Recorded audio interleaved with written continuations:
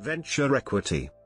Venture equity is an investment strategy that includes a hybrid of venture capital and private equity approaches. Firms or individuals involved in venture equity acquire struggling startups, make improvements to the companies to help spur growth, and resell them for a profit. Venture equity firms work with early-stage startups that may have raised seed funding and are generating revenue, but may be unable to achieve the level of growth needed to secure additional funding or attract buyers. Venture equity involves companies with high growth potential, similar to venture capital.